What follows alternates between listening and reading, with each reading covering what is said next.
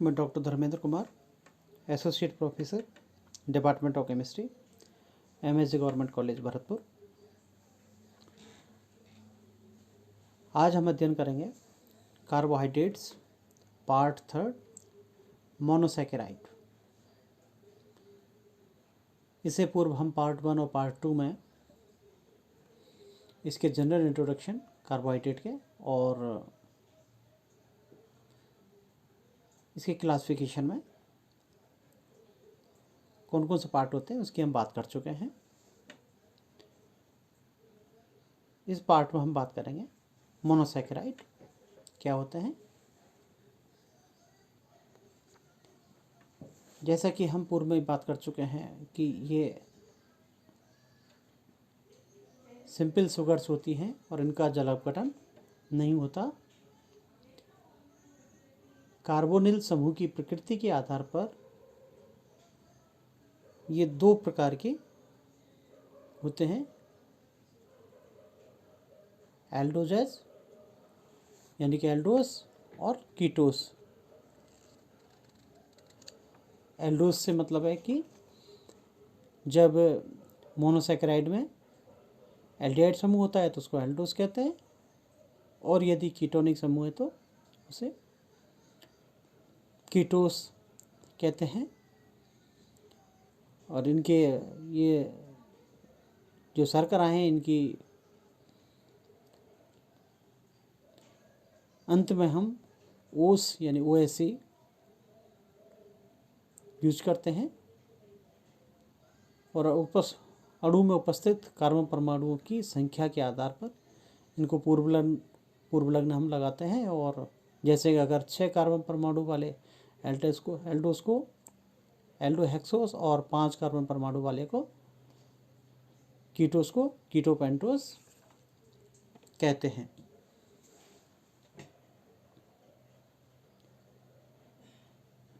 एल्डोस का कार्बोनिल समूह एल्डिहाइड प्रकृति का होता है, अर्थात ये पॉलीहाइड्रोक्सी एल्डिहाइड होते हैं।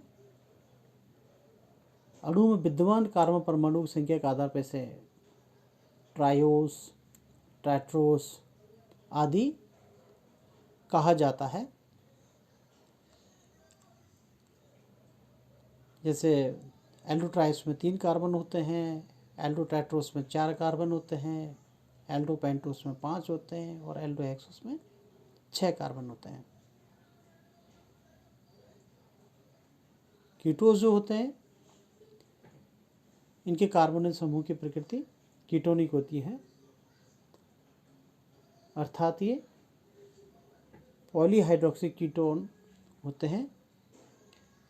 एल्डोसों की भांति कीटोस भी कार्बन परमाणुओं की संख्या के आधार पर कीटो ट्रायोस, कीटो टेट्रोस आदि कहे जाते हैं। इसमें जो मुख्य होते हैं उदाहरण ग्लूकोज एवं फ्रक्टोज।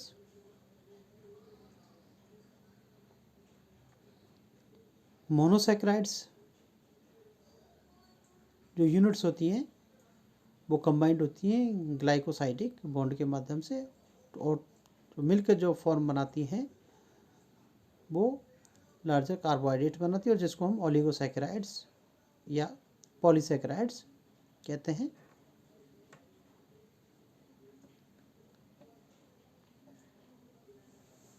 जब दो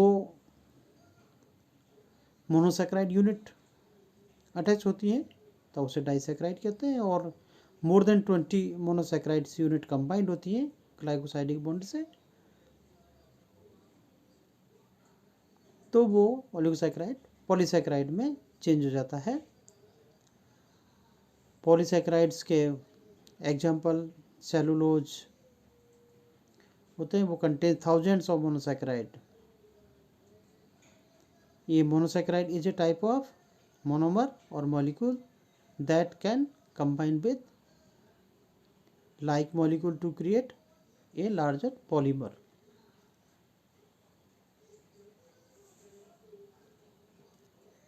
Structure All monosaccharide have the same general formula of CH2O and which designates a central carbon molecule bonded to two hydrogens and one oxygen.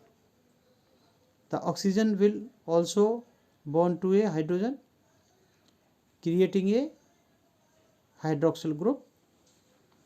Because carbon can form 4 bonds, several of these carbon molecules can bond together.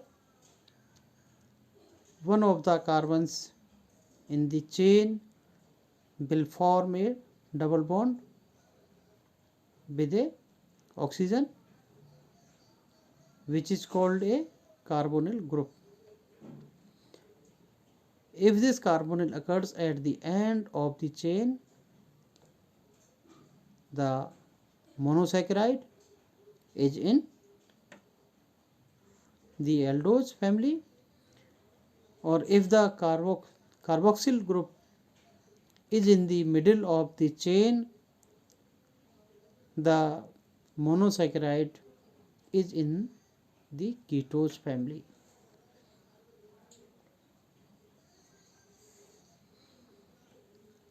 जैसा कि हम बात कर चुके हैं कि monosaccharide का जो एग्जाम्पल होता है वो ग्लूकोज होता है। इसकी स्ट्रक्चर भी हम जैसे नीचे देख पा रहे हैं। Glucose is one of the most common monosaccharides in nature, used by nearly every form of life. This simple monosaccharide is composed of 6 carbons. Each, the first carbon is the carbonyl group because it is at the end of the molecule. Glucose is in the aldose family. Typically, monosaccharide with more than 5 carbons exist as rings in solution of water. The hydroxyl group on the 5th carbon will react with the first carbon. The hydroxyl group gives up its hydrogen atom when it forms a bond with the first carbon. The double bonded oxygen on the first carbon bonds with a new hydrogen when the second bond with carbon is broken. This forms a fully connected and stable ring of carbons. इसकी जो form हम बात करें कि monosaccharide में D or L, D4 डेक्स्ट्रोर, L4 लिवो, अगर high priority का group अगर नीचे वाला अगर राइट साइड में है तो D, अगर लेफ्ट हैंड की तरफ है तो L फॉर्म हम यूज़ करते हैं। जैसे यहाँ नीचे हम देख पा रहे हैं CH2OH से ऊपर वाला जो OH ग्रुप हम देख पा रहे हैं वो डी इरिथ्रोज में राइट हैंड साइड की तरफ है और दूसरी स्ट्रक्चर में जो एल है वहाँ ये लेफ्ट हैंड साइड में स्थित है। तो monosaccharides can appear in either D or L form which are the mirror images of each other. Most naturally occurring monosaccharide are in the D form and most synthetic produced are in the L form. D and L forms have different properties.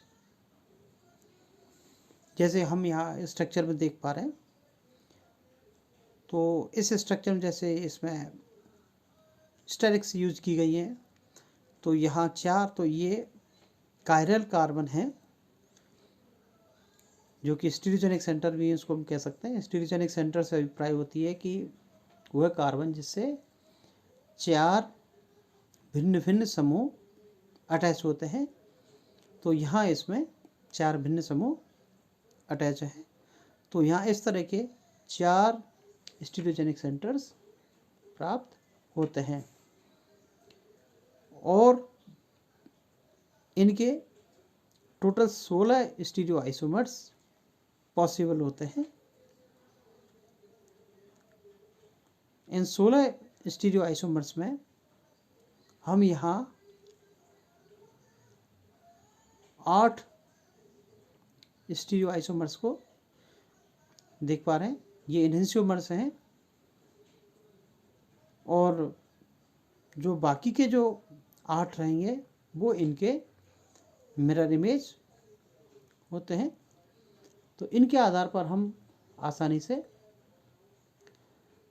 समझ सकते हैं कि ये किस तरह optical activity या stereo chemistry में हम कायरल सेंटर्स की बात करते हैं वो फॉलो करते हैं। तो जो मोनोसैकेराइड्स रहते हैं, ग्लूकोज हो, इसके अलावा यहाँ फ्रक्टोज भी होते हैं, उनकी भी स्ट्रक्चर हम आसानी से समझ सकते हैं। ग्लूकोज को डेक्सट्रोज, अंगूर शर्करा अथवा रक्त शर्करा भी कहा जाता है, क्योंकि ये पके अंगूरों तथा मनुष्य के रक्त में पाया जाता है। यह मीठे फलों, शहद तथा मधुमेह यानी कि डायबिटीज के रोगियों के यूरिन में भी पाया जाता है।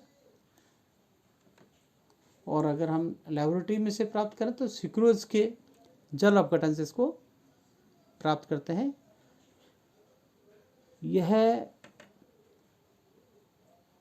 फ्रैक्टोज की तुलना में कम विलयशील होने के कारण ठंडा करने पर विलयन से पृथक हो जाता है और इसका जो कॉमर्शियली जो इसका उत्पादन किया जाता है वो स्टार्च से किया जाता है। फ्रैक्टोज मीठे फलों के रस में पाया जाता है, अतः इसे फल शर्करा भी कहते हैं।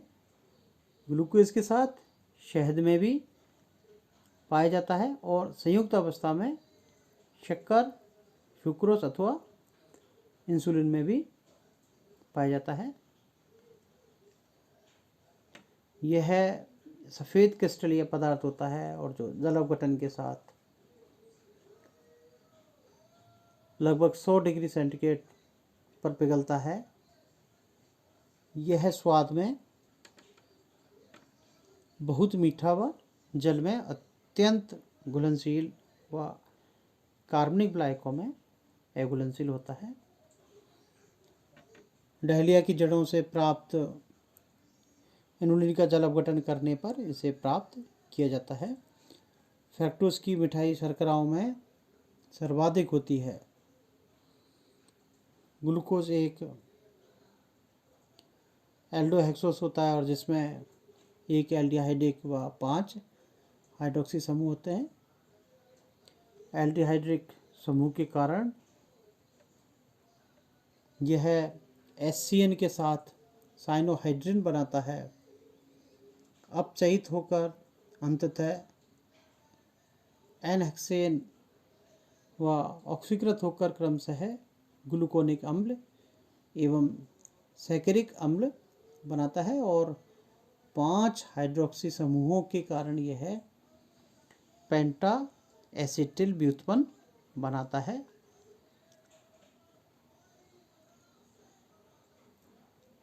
ग्लूकोज के विपरीत फ्रक्टोज एक कीटो एक्सेस है, जैसे हमने बात की, जिसमें द्वितीय कार्बन परमाणु पर एक कीटोनिक समूह होता है,